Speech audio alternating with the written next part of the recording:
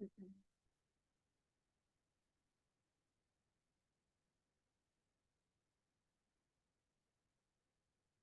Hello.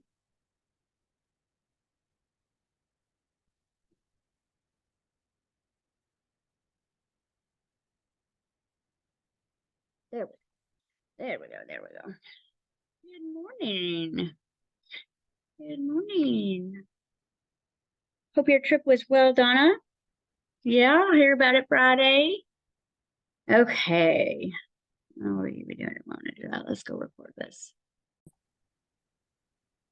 Thank you. All right. I must have paused it, then unpaused it, then paused it. So thank you.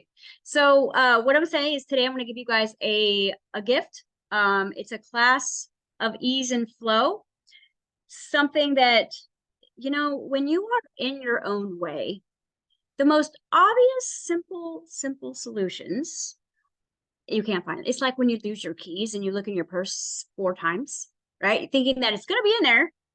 And so the more the more chaotic the world gets, right? The more scarcity gets turned up, right? So the more evolution happens, the more we wake up, right? The more we start to kind of like be in our bodies and we start to kind of take that authority, the more scarcity gets turned up, because this is the game of duality, right? It's the duel, it's the face off, it's the challenge. And as light increases, so does the dark, because it's just like male and female hormones, right? When they're balanced, it is orgasmic and creation. When they are unbalanced, it is a war.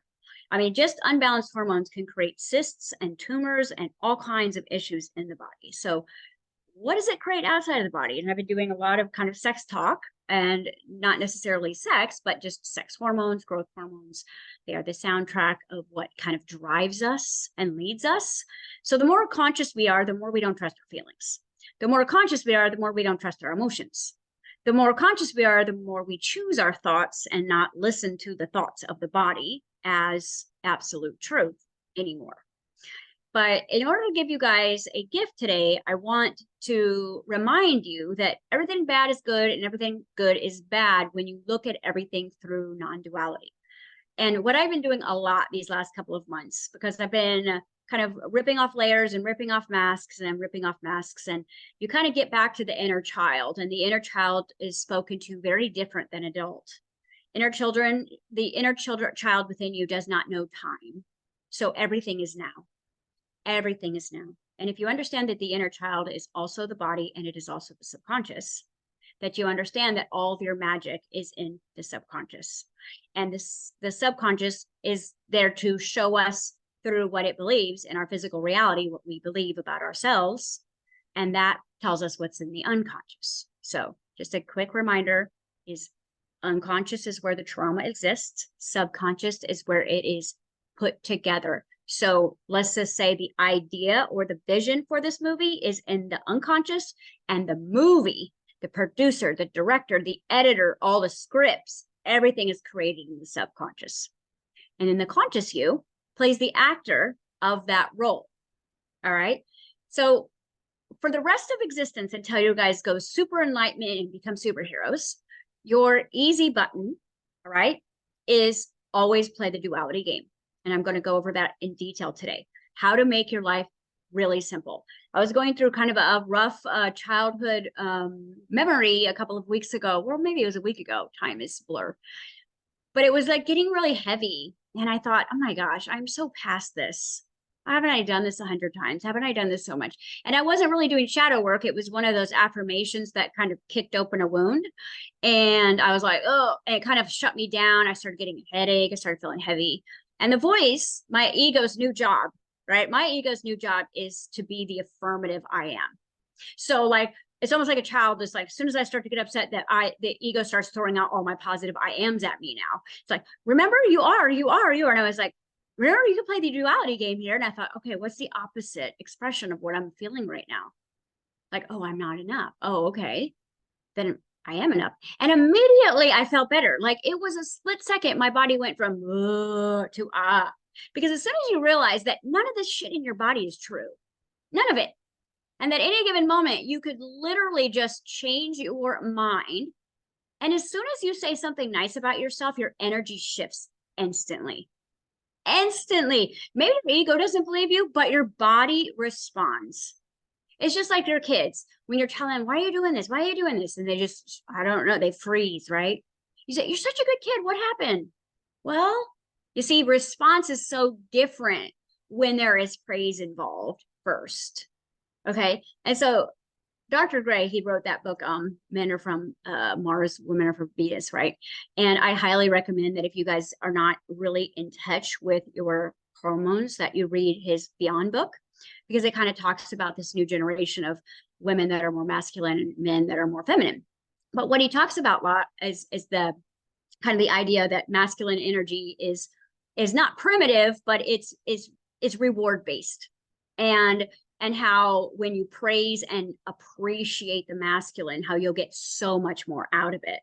And I thought, oh my gosh, that's so primitive, because women are so complex in our thinking. So we think that everybody is complex like us.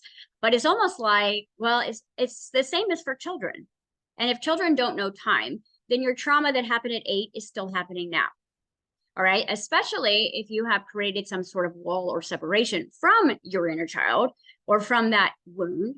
And I've been teaching it in the form of what's called a vow. So what I've seen now across the board, since I went through my own ego kind of destruction and have been rebuilding myself for this past year, the thing that I've noticed the most is the more spiritual a person is, the more spiritual a person is in knowledge, the more detached they are from the body. Okay. And so it's almost like the more spirituality we gain in knowledge, the more we separate from the physical body. But what is the body? The body is the subconscious. The body is the inner child. The body is the memory. The body is the density. The body is the manifester. The body is the manifested thoughts of consciousness. So your body is the manifested thoughts of you. So again, we're kind of taught from an early age, I don't want to be like that. I don't want to feel like that. I don't want to do that. And so one of the necessary evils of being in scarcity is to create a vow early in childhood that the belief systems that are in your subconscious are not yours. And you leave your body, basically, and you go on a search to prove the opposition of the truth of what your body now believes by force and duress and indoctrination. So your body is kind of believing this now because it's been pressurized, and you're unworthy and you're undeserving and your brother's better and all these things that you never wanted to buy into ever in your conscious awareness. But your body finally was like, okay, whatever. If it gets me to be able to be in this family and you're not going to abandon me, you're not going to reject me, fine. Whatever you want me to believe, I will believe. And by the time you're 7, that happens. The subconscious hardens up and that becomes, see, it's not your software, it's your hard drive. It is your hard drive and it makes up your entire biological system. Okay. So now there is a conscious you that has never identified with any of this BS, that's empathetic and compassionate and abundant and free and literally has nothing in common with now what your little body is starting to believe. And it feels very awkward in it. That's why the ages of like 7 to 14 are such an awkward age, because it's like, what is this? It's like, it's going through its changes. It's not the way you want it to look. It's not doing the way you want it to do. It's not acting the way, unless you came from a feathered nest that you were praised and taught to love yourself, you really didn't have that experience probably. And so our goal is by the time we get into our early 20s, we get this burst of motivation of ego, which is separation, to say, I vow that I am going to have a better life, that I am going to create a better life, and that I am going to do better things. And I am not going to be like my mother, and I am not going to be like our father, and all these things. And it is such a rush, okay, that it becomes the driving force of your life until you fully awaken, which means that your entire existence and motivation, what gets you out of bed in the morning and what gets you into relationships and what gets you into agreements and what gets you money, is all based in trying to be not that. Okay. So it's like the job you go, the person you married first, the kids you have right off the bat. These are all byproducts of what we call the vow. And it's such a deep level of consciousness that although we think we're manifesting this person that's going to love us like dad did not, he ends up loving us exactly like dad did, which was not, or abusive. Because ultimately, no matter how much you vow to have a different existence, when you create or try in physical reality, You're literally like watching a movie, and yet you're making it up as it's playing out, and you're ignoring how it's playing out. You're like, nope, I don't like it to be this way. I'm going to make this up in my mind, without going into the subconscious and reaffirming new thoughts and doing all this work that we're doing now. Okay. Because we've created such a vow that we don't even know what's in our subconscious belief systems. And we don't realize that everything playing out on the screen of reality is your subconscious. Okay. So you as a conscious, super conscious being is not necessarily your circumstances. So I don't love that term that in law of attraction, you don't manifest what you want, you manifest what you are. Well, I'm not scarcity. I am not, but my subconscious is. All right. And we have to be fully responsible, the ability to respond. And we have to go in to do a bunch of acceptance work that this, in fact, is what I must believe on a deeper unconscious level. But the spiritual journey separates you from your subconscious because you don't identify what's in there. Okay. You don't agree with what's in there, which is true.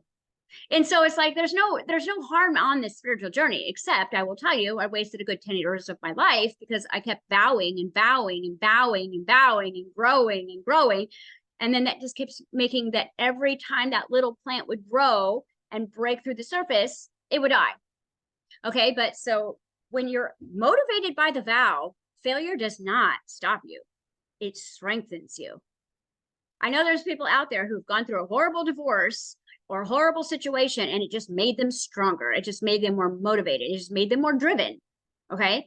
And if you haven't done any subconscious work at this point, you probably aren't getting anywhere with that, right? You might still have the motivation to keep going and trying. But at some point, when the ego finally goes, this isn't working, and your whole life starts to kind of fall apart, then it's time to not get back into some sort of perfectionism. It's only really about balance. This entire experience is about balance. And the more balanced you are, the more abundant you are. The more balanced you are, the more free you are. The more balanced you are, the more your body and mind work together. You see, so it's just like hormones. Like it's when the balance is there, you are happy, you are content, you are satisfied, you are strong, you are healthy. When your hormones are screwed up, you're none of those things. Okay. Because you are sound. You are held together by sound. You are an orchestra.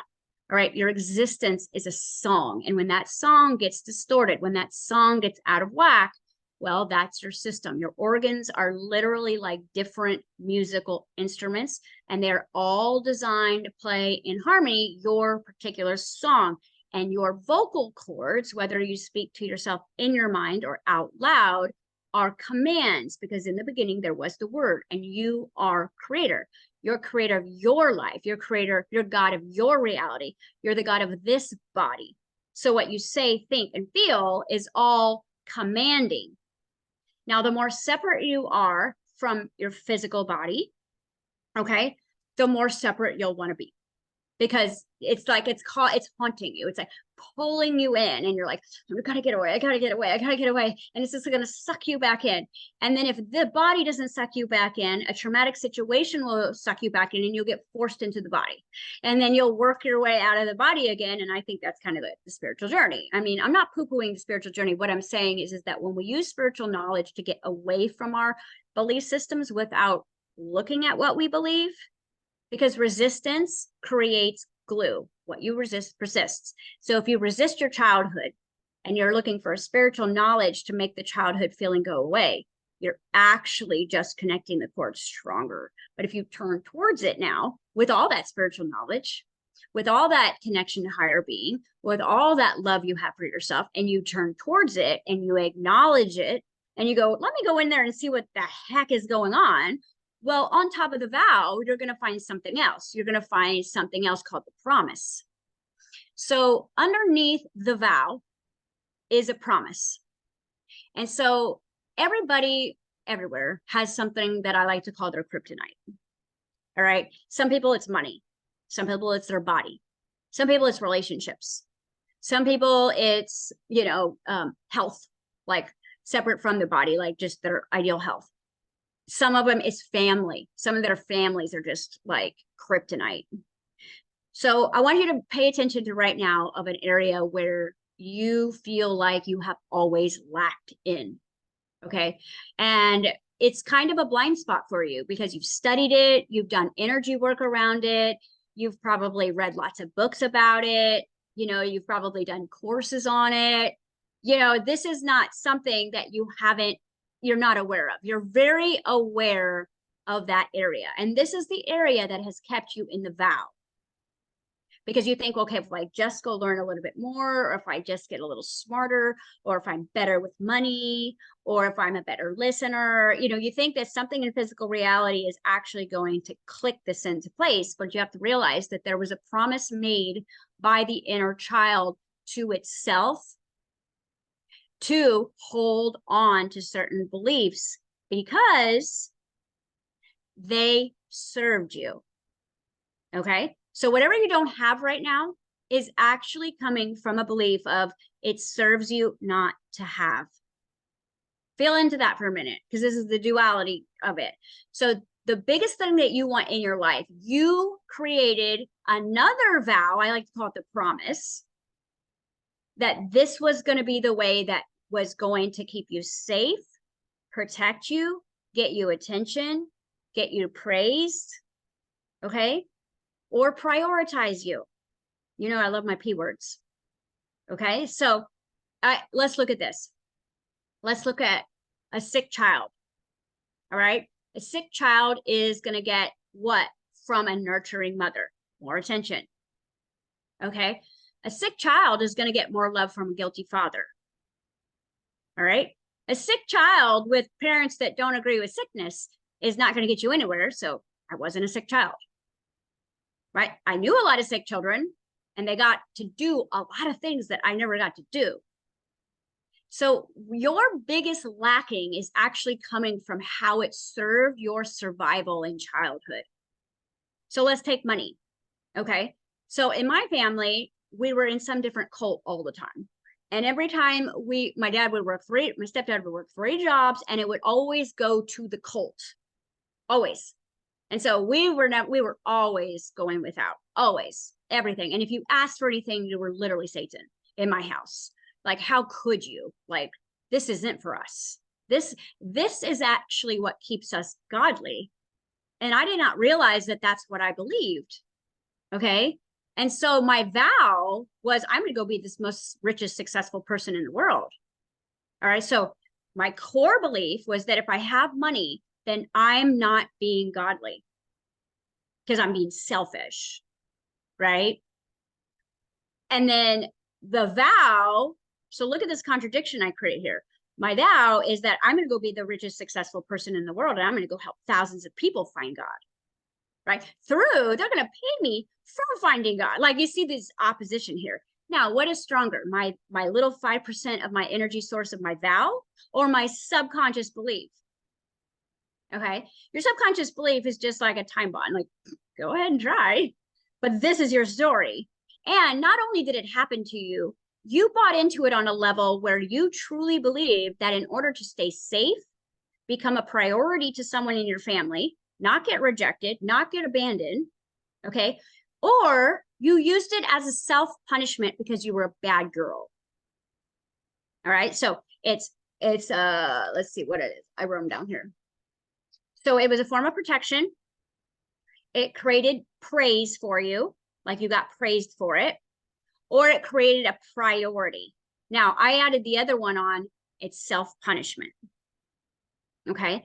So if you are in childhood and you keep doing something that goes against the family, probably something that is your nature, right? Like, remember, sin is the separation of nature, something that was just in your nature. Let's say you came here to be, a world leader, or a singer, or a dancer, or a performer, or a writer, or you came here to be more quiet and reserved, but your family looked at that like something was wrong with you, whether it was the singing, dancing you, or the reserved whatever you were doing that was in authority and truth to your nature, somehow went against the grain of the family dynamic. And your punishment was either like rejection or abandonment. Okay, so let's say that your attempt to shine or be seen or heard went numb. So the inner child is very manipulative, right? Well, what could I do to get mom and dad's attention? All right. So remember, mom and dad play God our first 7 years. They become the source because they're the ones who say yes. They're the ones who say no. They give us the freedom. They tell us what to do. We're not connected anymore after about 2 years old to that stream of consciousness that channels for everybody else. We're no longer the alpha of the house once we start getting a little stinky, you know, like we're not the star of the show anymore. And therefore now we've got to figure out how to get into good graces, because all of us, we have a primitive nature that if we get rejected, we will die. Everybody has this inside of them. Okay. Psychology is actually like saying this is true, but rejection is actually a bigger fear than lack of food or home. Rejection.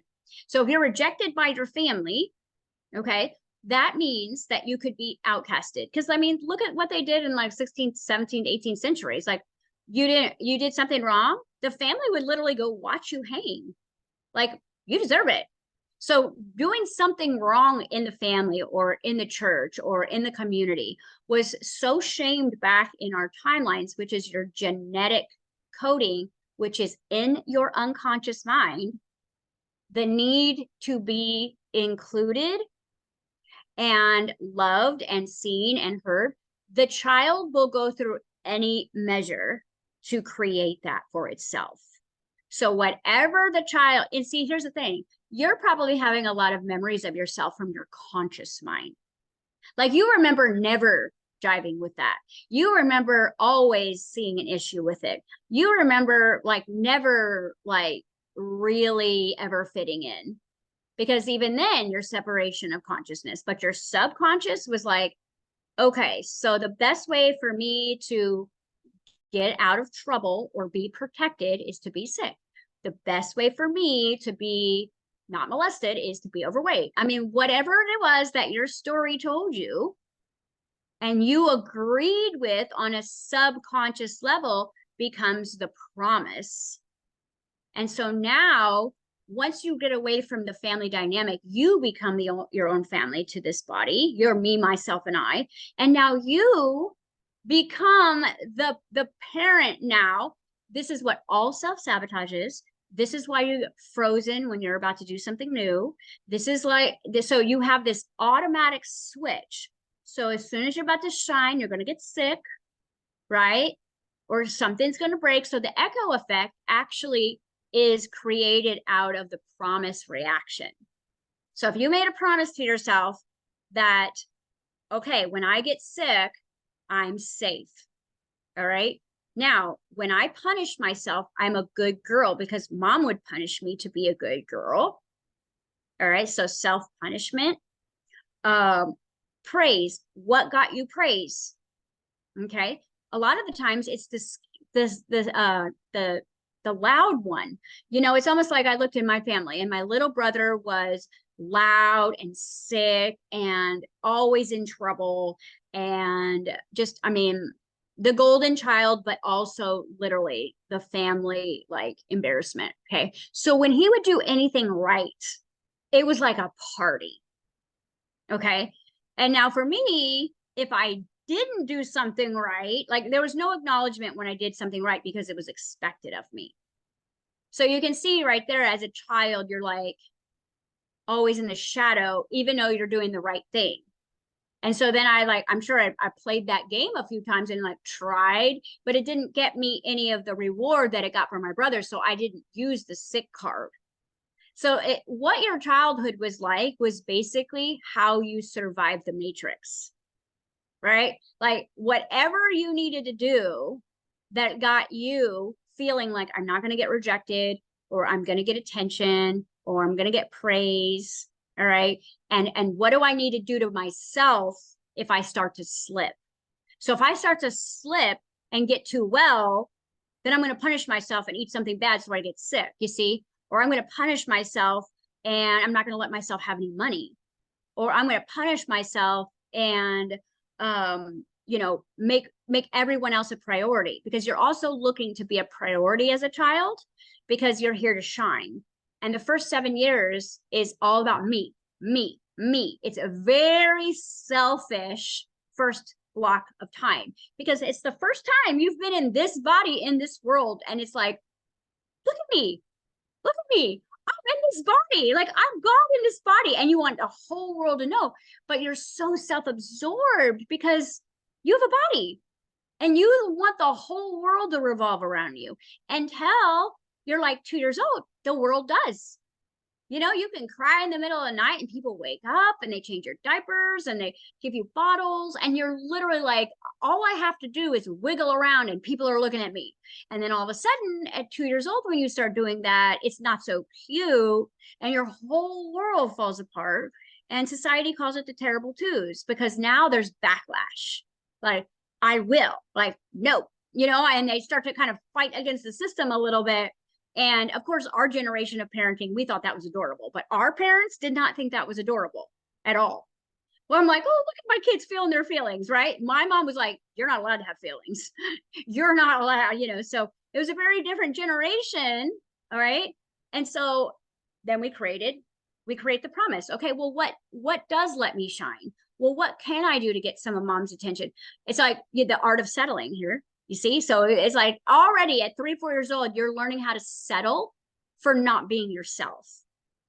Okay. So it's really important, if you guys are doing your subconscious work right now, which I highly recommend, that this entire year should be about deprogramming. You shouldn't really be so worried about your purpose. You should be more about like letting go of all this stuff, because again, when you don't know what's in your subconscious and you don't know the vows you've written and you don't know your promises that you made to yourself, your motivation, your morning motivation, your daily motivation is coming from that source. It is not coming from your higher self.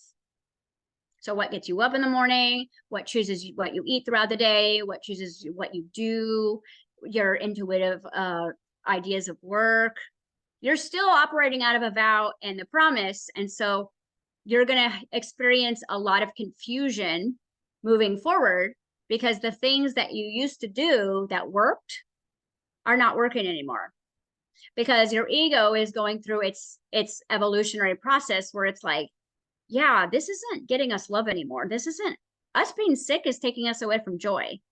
And so we start to wake up to it. But if we don't actually, being aware of this does not change it.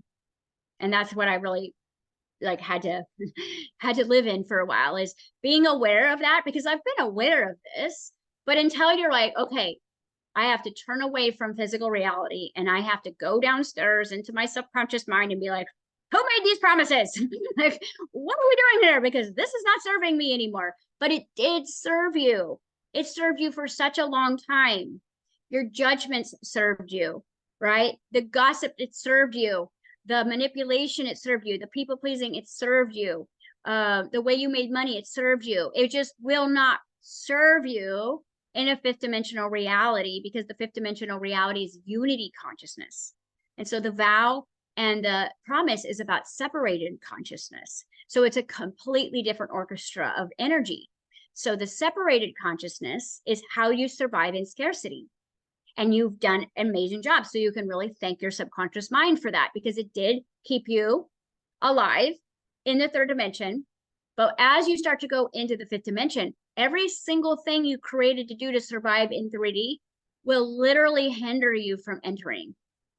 And so it's almost like you can see it, you can touch it, you can taste it, you can smell it, and you cannot have it, because your subconscious mind is still playing the scarcity game, and is still playing the manipulation game, and is still playing out the promise, and your conscious mind is still trying to fulfill the vow. And so it just kind of creates this disconnect. And I do think that shadow work and breath work and a lot of the work that we do, it brings us to this awareness. But it really comes down to, this is how easy it is. If you can actually sit with, how did it serve me to be sick? So let's say you have a reoccurring pattern right now of illness, and you still have pain in your body, and you know you feel you don't feel good enough in your body to go like out and live your life. Okay, so that's a promise. If it's chronic and it's been consistent throughout your life, you made a promise to yourself that this somehow was going to help or benefit you in life. And I guarantee you, if you actually go back through memory lane, it has helped you a lot. Okay, get out of things, get attention, be touched, be doted upon. Even if it was a victim type of energy, it was still, kids don't care whether it's positive or negative, they want attention. All right. And so when we get the attention that we desire, then we go, ooh, what did I do to get that? Okay. Dad never talks to me. And today he came in and yelled at me. Today I stole something from the store. So I know the way that I'll get dad's love is I'll be naughty. And it's such an unconscious thing, because when your brain is in theta the first 7 years, you're not articulating. You're not in a logical, analytical part. You're in fantasy. Okay. You're literally in fantasy, downloading all forms of judgment all around you. And you're deciding, how do I shine in all this? How do I thrive in all this? I know I thrive by getting sick. I'll thrive by giving all my money away to the homeless. I'll thrive by not allowing myself to make money because it will keep me godly. Whatever your story was, you're going to have to start asking yourself the big questions. And some of the best questions, I'm going to see if I wrote them down. Because I was like going through a rampage here. So let's see. Keep me. Okay. So these last week we kind of focused on the vows, and the week before, and I'm not sure what class we were talking about that in, but it's all the same at this point to me. But this week I want you guys to focus on the promises, because I know that there is one or two things. And see, you could have all of it. You could have the health issue, you could have the money issue, you could have the time issue, you could have the body issues. So, like I had this really beautiful client once, and I mean, just stunning, but so insecure. So like, I'm looking at her, I'm like, how are you insecure? Like, oh my gosh, like, can you help me? And I'm looking at her and she's like thin. And she's like, I feel so big. And she, just felt bigger, even though I was like, she looks a little underweight, but her mind. And so found out that she basically had a narcissistic mother. And anytime that she would look pretty, like really kind of like feel good in her skin, she was humiliated. So the way that she actually kind of like slid under the radar of a narcissistic mother was to always feel bad. Because if she felt good, her mom would attack her or judge her, or what are you doing? What are you wearing? But when she felt bad about herself, she was accepted or left alone. Okay. And so now it's like in her life, if she can feel bad about how she looks, then she's going to get left alone. All right. Because there's going to be some attack coming. Someone's going to say, what are you wearing?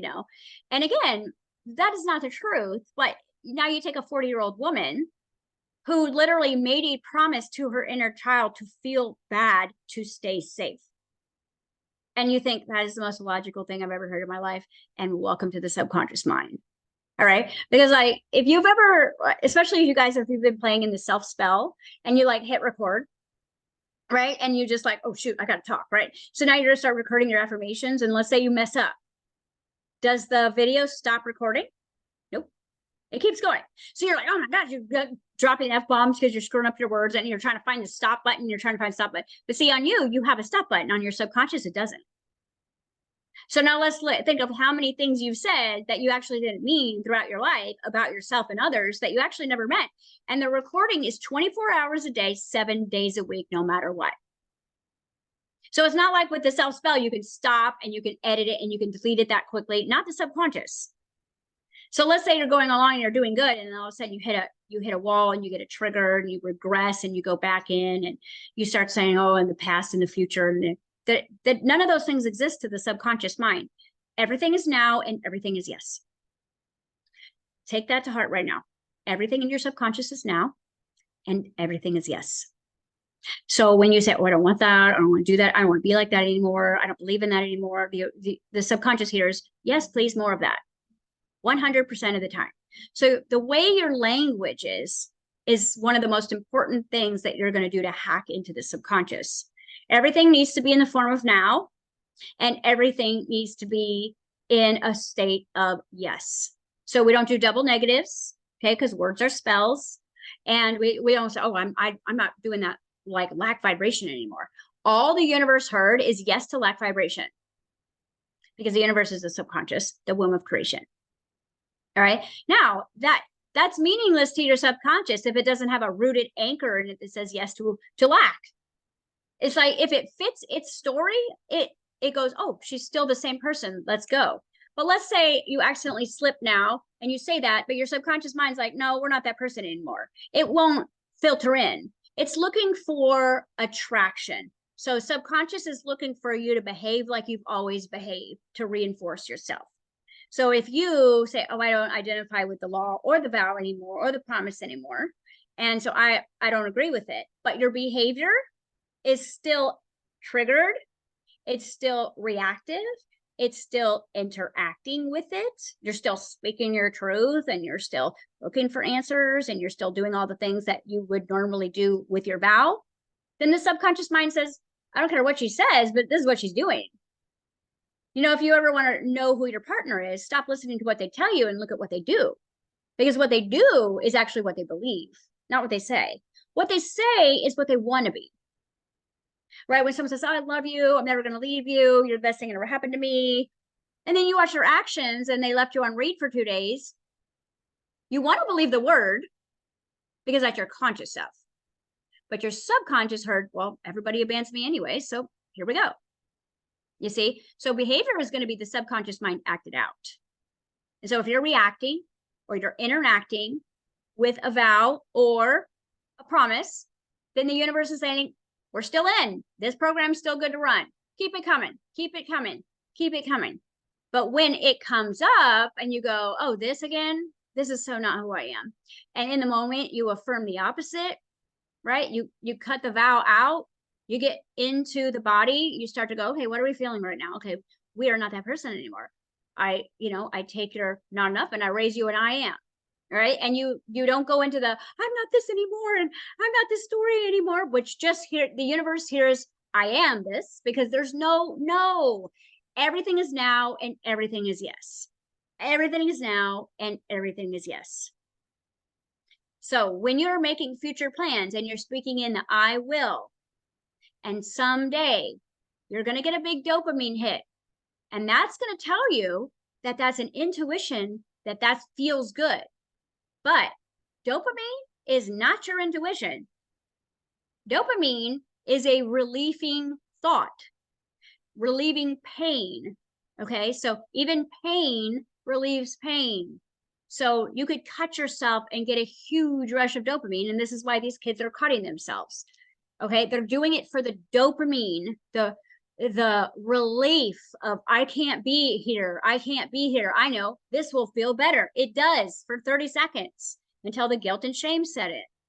So you see, pain and pleasure is where your vow has kept you asleep, because you get a hit of dopamine when you say, I'm changing my life tomorrow. Tomorrow I start my diet. You get the dopamine rush when you have the thought. The next day when you start your diet, no dopamine. So you're like, is this my intuition telling me not to start today? That's why I said start of class. You can trust your feelings and you can't trust your emotions when you're reprocessing. When you're rebooting your system, you literally have to understand that the body is going to tell you whatever lie it can tell you to keep you familiar, okay? Familiar with itself, what it's always been, what it's always done. All right. I mean, like I've been doing shadow work for feels like 20 years or longer, because I've always been self-processing. And I did not find this root wound around money until like 4 months ago. Why? Because the vow and the promise keeps it in your blind spot. It's almost like the way you set it up so that you don't have to feel pain is what causes the pain. I'm telling you, it's like the game of non-duality here. That's why if you go, okay, well, what's the opposite of this belief? Instead of, oh my gosh, I'm such a horrible person for believing this, or I just judge that person. Why would I do that? And now you're going into guilt and shame because that's what a good person does. No, you go, okay, so I judge this person. What would I have to believe about myself to judge someone that I don't know? Oh, I must not feel safe with the unknown, or I must not feel safe around, sick people or whatever. Oh, what would it mean if I associated myself with that? And so if you start asking the subconscious questions, it's Google. It wants to answer you. All right. Now, you might not get an instant answer, but I will tell you that if you get yourself into a relaxed state of hypnosis first, which takes about, I don't know, 5 or 6 seconds, doesn't take a long time, but you cannot be in fight or flight. If you're in fight or flight, you're in the conscious survival brain. There's no infinite intelligence in fight or flight. Now, you've got to understand that there's a lot of times you're in fight or flight that you don't think you're in fight or flight. If you're looking for a solution in that moment, you're in fight or flight, because the solution isn't looking, it's knowing, it's being, it's feeling. So if you actually get into a really softened state, right? Some hypnotherapists tell you to fill your mouth up with saliva, because when you fill up your mouth with saliva, your body says that you're receptive, because it's kind of like a sexual thing, and drop your shoulders. I like to do the 5 belly breaths. The 5 belly breaths take the brain out of fight or flight, because you don't breathe heavy when you are not safe. When you're not safe, you hold your breath. That's why the Hawaiians call us the Hollies, because we hold our breath. Like when we came over there and they were like, like everyone holds their breath over there because everybody is so scared and rigid in the West, right? So they're like, what's wrong with you, Hollies? Like, you go over there to surf and they're like, why are you not breathing? You're like, I'm not. So breathing means I am safe. So when you do 5 belly breaths, right, your brain's like, oh, okay, we're safe. And now you have the contact with your subconscious mind in the relaxed, impressionable, impregnable space. Remember, it's like turning a woman on. She's got to be very relaxed. Okay. Men, they get aroused. Women, we get relaxed. So the subconscious is a woman. So in order to access, why do I believe this? You've got to ask in the hypnotic quantum hypnosis voices, which is, what do I believe about myself that sickness serves me? Like, how has sickness served me, subconscious? What have I gotten out of being sick, subconscious? How has me being absolutely broke or poor served me? How has it kept me safe, subconscious? How has it kept me a priority, subconscious? How has it punished me so I'll do the right thing, subconscious? And when you just ask, you'll start to get pictures, okay? Because the subconscious is a child, so it speaks in pictures. It's not going to give you language. It's going to give you a thought in the picture. Your job is to be conscious enough to receive the picture. And even if you can't make it out all the way, like recall it and actually pause and do some inner work around the scene you just saw. Okay. And like, okay, so this is why I created this promise. And when you can fully accept, okay, this was serving me, go into your gratitude, go into your forgiveness work. This is that section I like to call the redemption. Then you go into the gratitude, you go into the forgiveness. Like, I forgive myself for being unaware. I was doing the best I could. And I'm so grateful that my subconscious has had my back this whole time. It's just now I'm not a child. Now I don't need to sabotage my greatness. Now I am safe to shine. Now I can be well. Now I can use money for godly things. I mean, let's be honest. One of the things, you being a child of God, in order to prove God's existence, money would help you do that, right? Money would be the energy currency that could help you prove there was a God, because you could do godly things with it. And so if you come from conditioning of the church, right, that's like, oh, in order to be godly, you have to give. Okay. See, what I'm realizing as I spend more time in my Imagineering is that I can't really do my godly work without a buttload of money, because the things that are happening in there, it doesn't match that bank account, right? So it doesn't serve me to not have infinite wealth if I want to create a big impact on this planet. Okay. So when you start to look at the lies versus the truth. And it's a perfect lie for scarcity, because if it keeps you thinking that when I go on my spiritual journey, my connection to source is my wealth, but money makes me connected to the yucky world, then you're going to create a promise against it. It's going to feel icky, or you're going to have some associations. And I'll tell you, there were some associations that I didn't even know I had until you really start to question your own motives. If you're not questioning your own behaviors, if you're not questioning why you're not eating better, why you're not taking care of yourself, if you're not questioning why you still don't have money, if you're not questioning why your body won't heal even though you run energy medicine all the time or meditate, if you're not questioning that, that means that your ego is still really focused on proving it wrong. And it will never prove the subconscious wrong, because it's infinite intelligence, and it will burn that ego and the body out and die in it. It will die with the story running. It does not care. It's like, I think Bob Proctor said this. He said, the subconscious is the soil, and whatever you plant in, it's going to grow. It doesn't care if it's nightshade or garlic. It's going to grow, and it could be right next to each other, and it's going to grow no matter what. And you being upset about it is not going to change it. You running away from it doesn't change it. You learning something new does not change it. The only thing that changes it is when you are ready to stop your life from going on rerun and loop and go, okay, my behavior is shit, right? I'm triggered about stupid things, which is coming from inside me. And when you get triggered, it's almost like someone found out the vow you made, because they're always accusing you of what's in your subconscious mind that you've literally worked your whole life to not be. That's what they're accusing you of, is what's hiding in your subconscious. And you're like, oh, don't say that about me. I created a vow so I would never have to see that about myself. And they're like, well, it's pretty obvious. It's right there. They can see it. Like, you're worthless. And you're like, no, I'm not. I've done this charity. I've given my time here. I've volunteered here. And they're like, you're worthless, because that's what your subconscious mind told me to say about you. And you're like,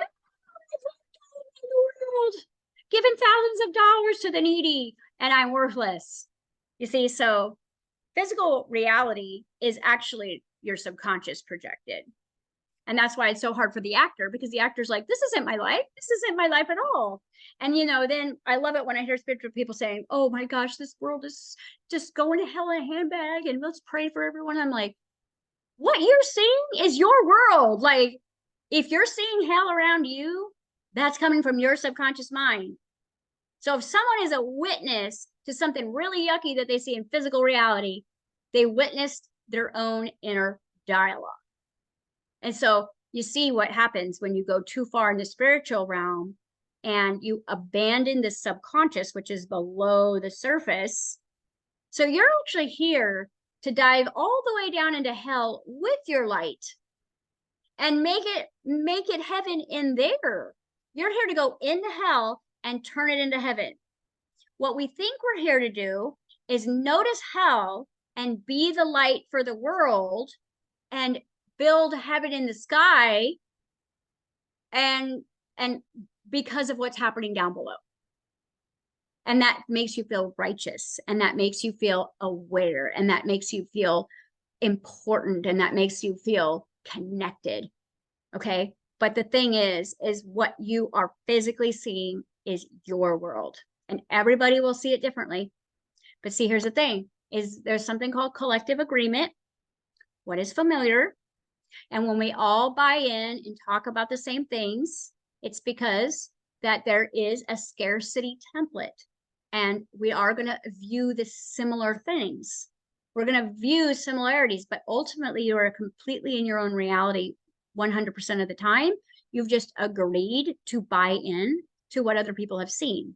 And when you spend a lot of time away from your own body on social media or with other people, and you're in other people's lives, and you're always studying content that brings you further away from the darkness within you, then you're not going to associate with anything that's going on here as it has anything to do with you. And yet you can't get away from it, because the subconscious mind is not ever going to go away, which means that you could literally die trying to cure cancer in your vow and give your life to science and help billions of children, and the next incarnation you're going to wake up and feel you're going to feel devalued because that's where you left your subconscious. Nothing you do in physical reality is ever going to change any storyline that you have until you change the subconscious. And that's a real eye-opener for someone who tried the other way, right? Because I've been living this vow for a very long time, and I have been so selfless, and I have been so helpful.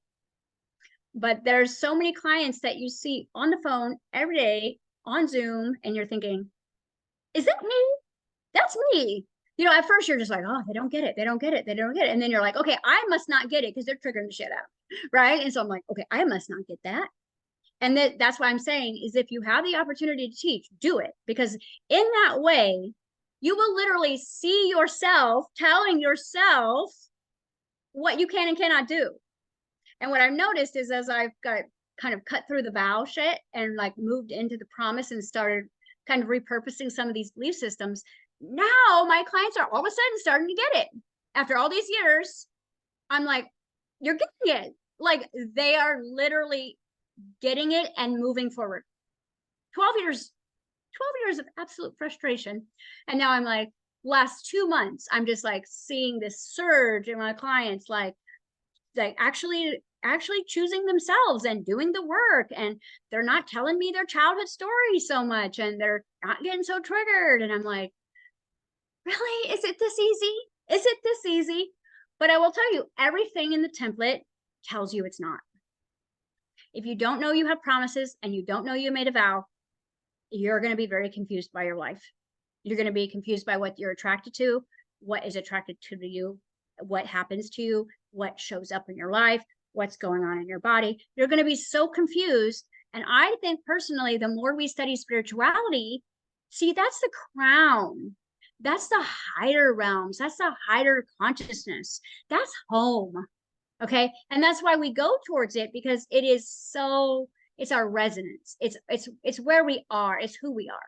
But when we study this part of us, even though there is a familiar behavior that comes out of us, we literally have created a vow that we know nothing about it. We're nothing like our sister. We're nothing like our mom. We're nothing like the government. Right? And I could say, if your body's sick, you are the government to your body, and you are literally creating hell in there, because the citizens are your cells and your leadership is your consciousness. So however you're treating your body is how the government is treating us. Okay. And then all of a sudden, if you go, oh, I'm starting to live a life where the government really doesn't have anything to do with my reality anymore. I put all my money into trusts, and I'm doing this and I'm doing that. So the government doesn't really have anything to do with me anymore. Well, that's when you're going to notice that you've become more sovereign in your own body. When you develop different leadership in your body, that won't trigger you at all, because you're not working off that template anymore. You are here to come into density so that you could really identify with what the world needed. Okay. You're coming into hell. You're going to descend into hell, and you're going to be dropped into it. And then you're going to figure out how to survive it until you awaken, because we know pain wakes us up. We knew that a certain amount of level of pain would wake us up, and then we would start reaching the higher realms. We would go to the higher realms. We would remind who we were, and then we were to go down into the depths of hell and retrieve our subconscious soul and reprogram it into the coordinates of heaven. And when we do that, we build our own template, and we build our own template. We call our own authority. We choose our own body. We choose our own wealth. We choose our own reality. We choose our own playmates. We choose our own, playgrounds. And somehow, organically, the bridge of incidence, reality, based on your self-concept, you're going to be moved into the direction of this reality as if it was completely natural. And you're not even going to remember that, because when you stop identifying with scarcity, it doesn't pull you. It's not like, once something leaves your subconscious, it's not anywhere in your body. But spiritual people are so in a rush to get away from their body, because that's where all the pain is. Okay. And pain is saying, come home, come and get me. You left me here. You left me being sick because that was the only way Dad would pay attention to us. And so whenever your body's in pain, it is saying, come get me. All right. When it's overweight, it's protecting itself. Okay. So if your desire is to be, a teacher, but you're like, I got some extra weight and I don't think people are going to like really take me seriously if I'm not perfect looking. And so you have to go, okay, well, how did this weight serve me for so long? What did it keep me out of? What did it give me? Did it give me like a get out of work card? Did it like get me some extra attention? Did it keep men away from me? What did it give me?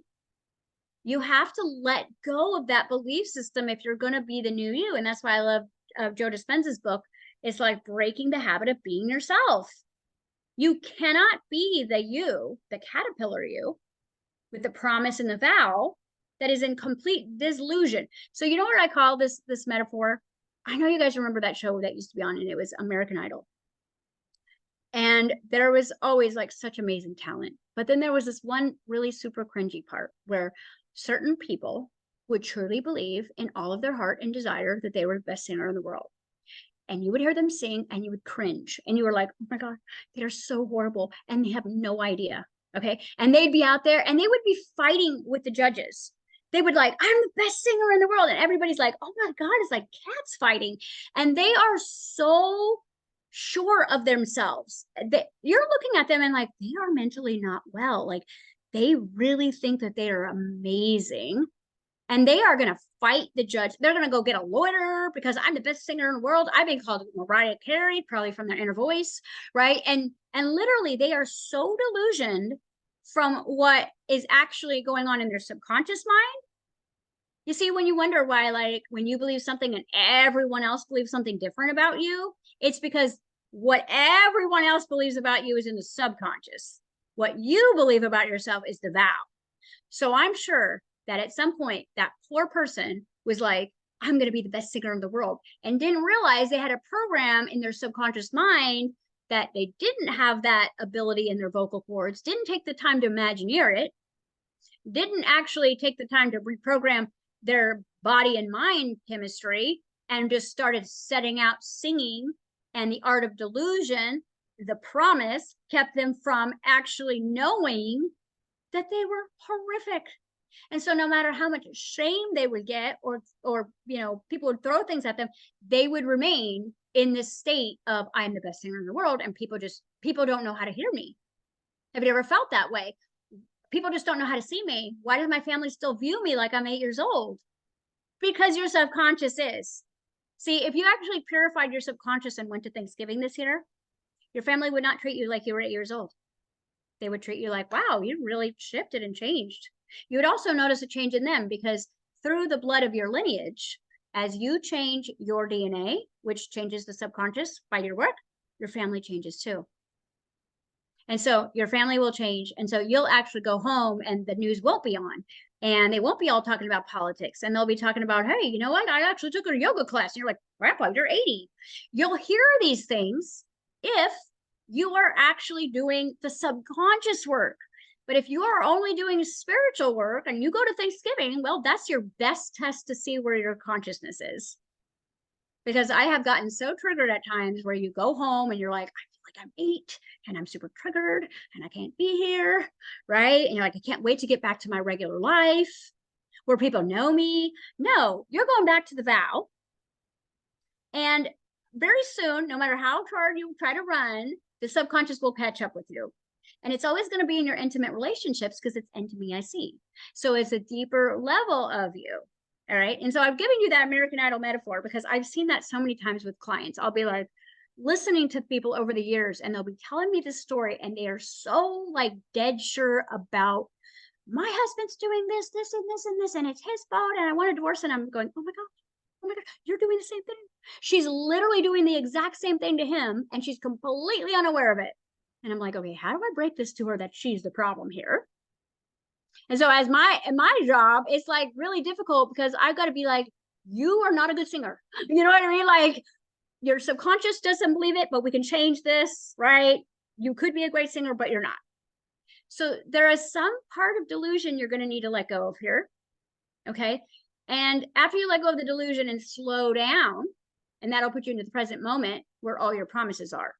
See, as long as we're running ahead, trying to fulfill this vow that motivates us to get up in the morning, I will be successful, I will be married, I will be beautiful, I will be skinny, I will be this. As long as you keep that momentum, you'll be able to run away from what's in the subconscious. And those people aren't going to be finding me. Because the people who find me are the ones like, I'm tired, I can't run anymore. And now I'm in the present moment, and it's really scary here because there's so much things haunting me. All your promises are sitting in the present moment. And now you're like, oh my gosh, like I can't use any of my vows. I can't use any of these tricks that I've had to keep. I have no motivation to run and get successful because I just don't care anymore. And now this is where the cleanup on aisle 10 comes. And then that's where you start hearing me. Because I'm like, I'm there. I ran out of steam like 3-4 years ago. Like I couldn't, my motivation to be egoically led just stopped. And there was like, if I lose my house, I guess that's my story. You know, like you just get to that point where you're just like, can't keep fighting this for abundance and scarcity. Because think about it. If you're running scarcity programs in your subconscious, you'll always live in scarcity, no matter how great you get. This is why I can talk to politicians. I can talk to billionaires. I can talk to models. That does not make them not in scarcity if they have subconscious programming where they're not good enough.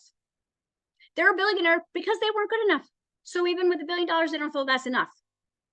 The supermodel that feels fat because she got called fat in childhood still feels fat. So she's starving herself as the vow.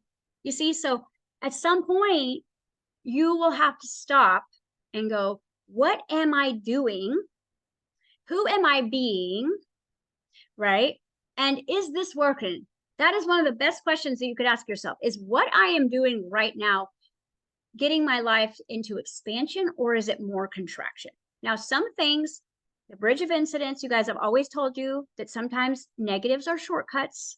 So we don't judge what is happening necessarily good or bad, but how you are showing up to it and the meaning that you're giving it. Because there's some really bad things that need to happen sometimes for your best interest.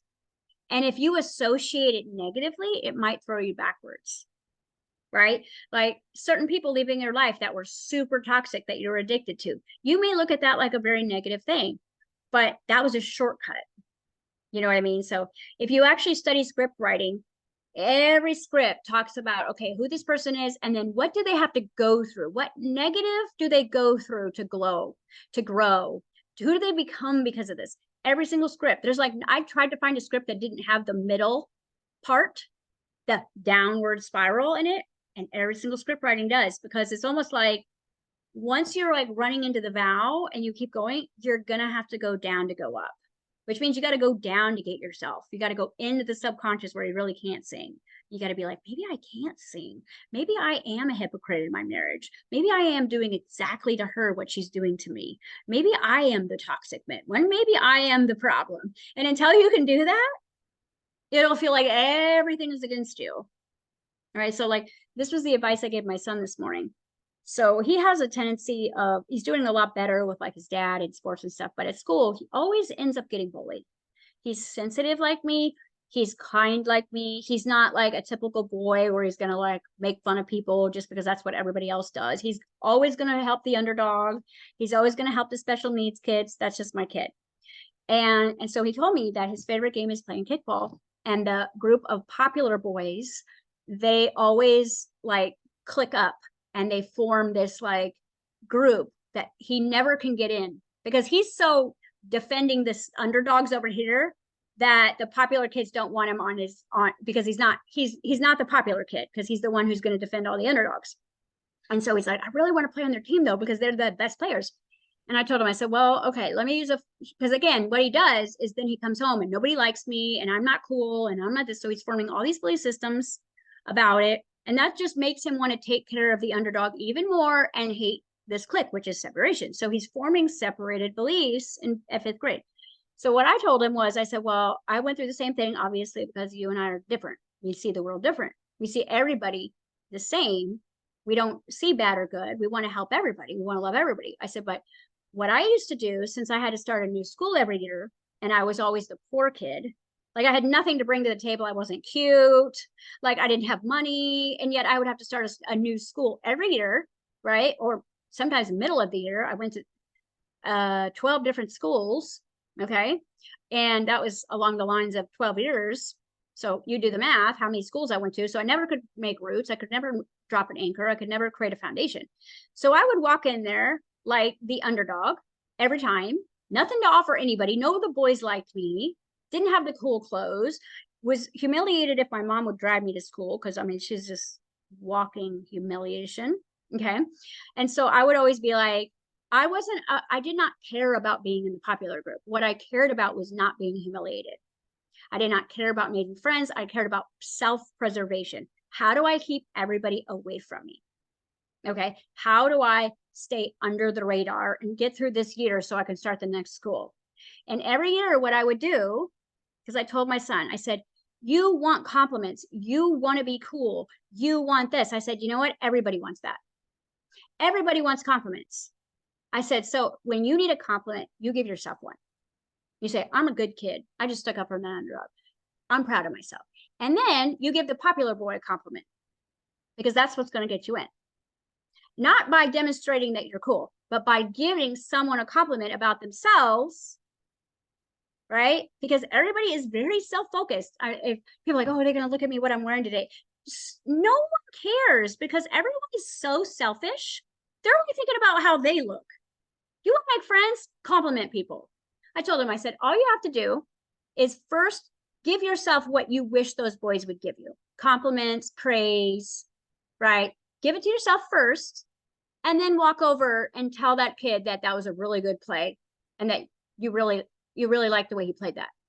He goes, well, that's not going to work. And then 2 minutes later, he goes, wait, that's how I got my best friend, Sebastian. I gave him a compliment. And I said, your bullying days might be over here because you're going to get what you need. And then you're going to give everybody else what they need.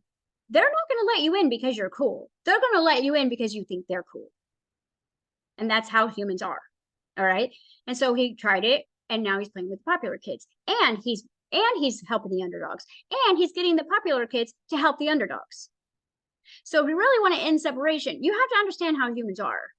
All right. And first, you always want to give yourself what you need because that'll end the promise.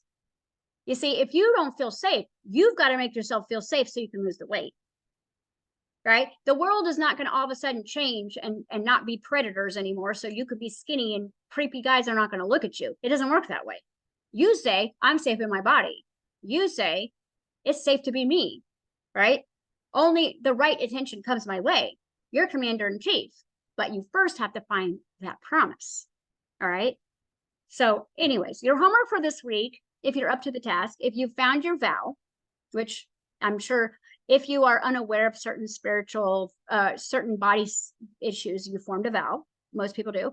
Now, there are some people who never form a vow to be different. They actually form the vow to embrace it. So let's say they were a victim in childhood. They're still the victim. Okay, like professionally.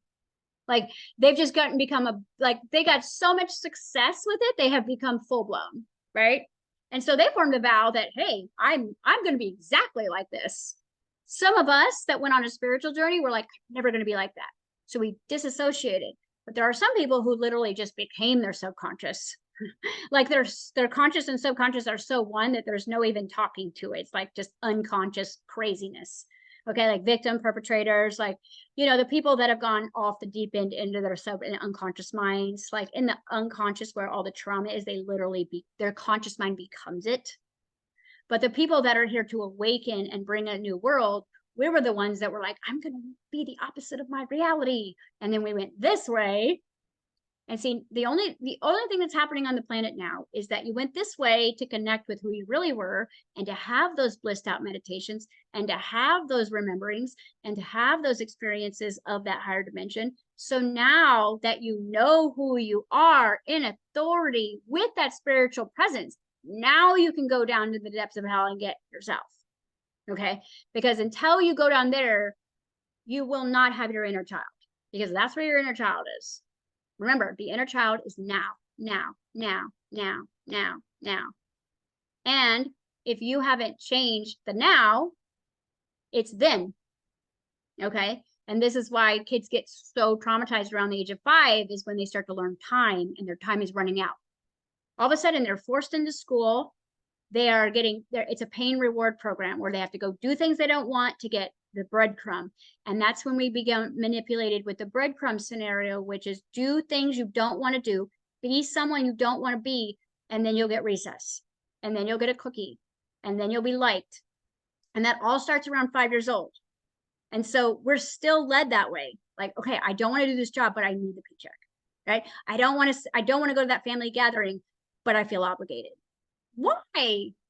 Right? Like, why are we still going to the family gatherings? Why? Because of the vow, because of the promise, you see? So this is a lot of good check-in work for us, because like we're getting to the end of this year already. And this year is literally about deprogramming and letting go and taking full responsibility and accepting and forgiving and reconnecting and rebuilding and reaffirming and taking back our authority and creating this new reality template from the bottom up, because the only way you're going to get a new world is to create it in the subconscious. You'll get a new life for 3 months if you create it in the conscious, but it'll only last about 3 months. Okay.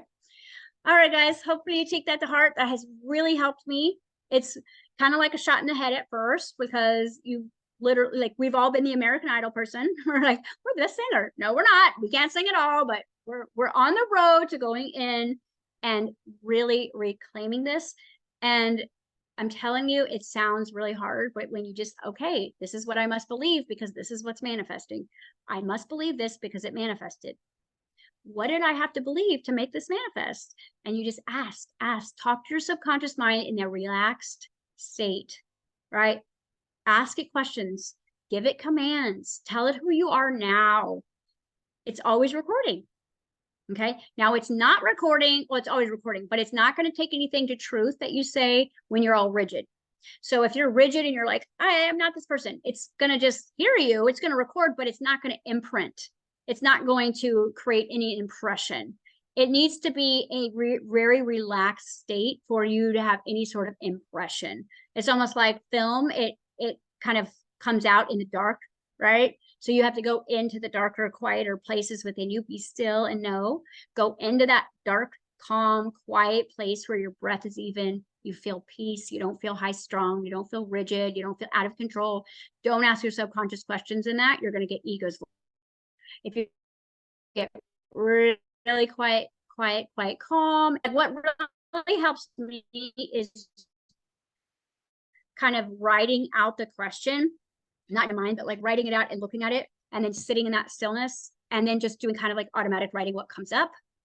And that has really helped, because I truly believe that visualizing the past is feminine and writing it is masculine. And I think sometimes if the feminine is very wounded, sometimes the masculine can write, you know, and sometimes just talking, hearing your own voice, because that really helps with, like, that's therapy, right? Talking it in, like asking yourself questions, listening it back. Depending on how far away you are, will be how long it takes you to get the answer. That's how you know. So now I'm getting answers like instantly, and I'm like, are you simple? It's so simple, you know, but then I have to go right into the opposite affirming, because as soon as you find that belief system, you want to go, right, what's the opposite of this? What's the opposite? Oh, money is not godly. Money is godly. I can do all things in Christ with money, right? Whatever it is you want to affirm, whatever you believe, you want to find that negative belief and you want to affirm the opposite and plant that seed in the subconscious right then and there. Your joy will increase, your peace will come in. That's how you know you're in resonance. And then you just rampage it. All the things you're going to do with money in a future presence, which means I did this with money, I did this with money, I did this with money, I did this with money, right? Or I do this with my body, I do this with my body in the present tense, because do not go into the future. It doesn't recognize it. So it will create more in the future.